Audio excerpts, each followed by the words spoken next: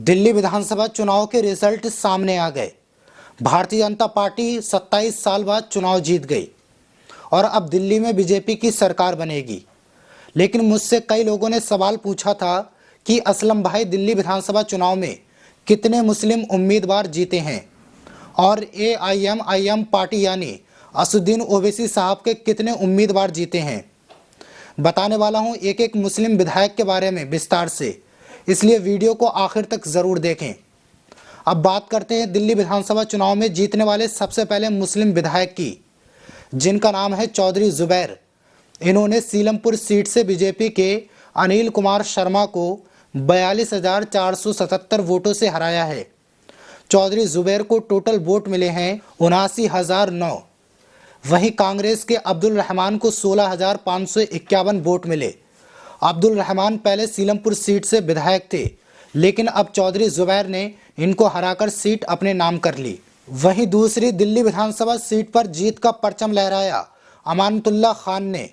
इन्होंने भारतीय जनता पार्टी के उम्मीदवार मनीष चौधरी को और AIMIM पार्टी के उम्मीदवार को हराकर ओखला सीट फिर से अपने नाम कर ली। अमानतुल्लाह खान को टोटल वोट मिले 88,943। 23,636 वोटों के मार्जिन से इन्होंने ये सीट अपने नाम कर ली। वहीं दूसरे नंबर पर भारतीय जनता पार्टी के मनीष चौधरी को, जिनको टोटल वोट मिले हैं 65,304। वहीं तीसरे नंबर पर AIMIM पार्टी के नेता शिफाउर रहमान रहे, जिनको टोटल वोट मिले 39,558। ओवैसी साहब के उम्मीदवार शिफाउर रहमान ओखला से चुनाव हार गए। अमानतुल्लाह खान ने चौथी बार जीत दर्ज की। अब दिल्ली की तीसरी विधानसभा सीट मटिया महल की बात करते हैं, जहां आम आदमी पार्टी के आले मोहम्मद इकबाल चुनाव जीते। इन्होंने मटिया महल सीट से भारतीय जनता पार्टी की महिला उम्मीदवार तिप्ती इंदुरा को बुरी तरह से हराया। आले मोहम्मद इकबाल को टोटल वोट मिले 58,120। वहीं तिप्ती इंदुरा को टोटल वोट मिले 15,396। 42,227 वोटों के मार्जिन से आले मोहम्मद इकबाल चुनाव जीत गए। वहीं चौथी विधानसभा सीट बाली मरान से इमरान हुसैन ने जीत दर्ज कर ली। इमरान हुसैन ने भारतीय जनता पार्टी के नेता कमल बागरी को बुरी तरह से हराया।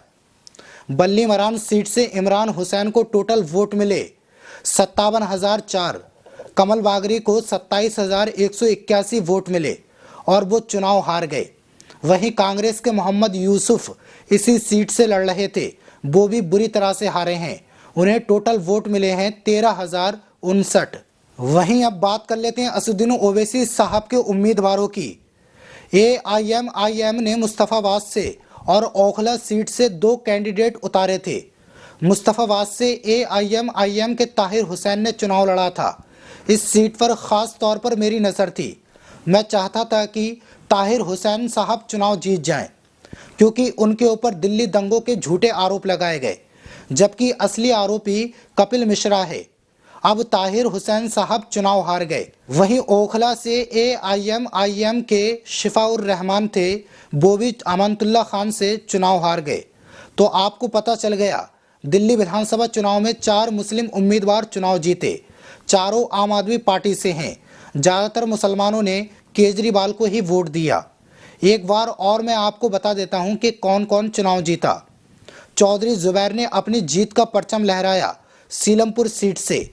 वहीं इमरान हुसैन ने बल्ली मरान सीट से अपनी जीत का परचम लहराया। आले मोहम्मद इकबाल ने मटिया महल सीट से जीत का परचम लहराया और आखिरी में अमानतुल्लाह खान ने ओखला विधानसभा सीट से चौथी बार अपनी जीत का परचम लहरा दिया। बहरहाल इन चारों मुस्लिम विधायकों को हमारी तरफ से जीत की बहुत बहुत मुबारकबाद। हम उम्मीद करते हैं ये दिल्ली विधानसभा में गरीब मजलूमों की, जिन मुसलमानों पर जुल्म हो रहा है, उनकी आवाज़ विधानसभा में उठाएंगे।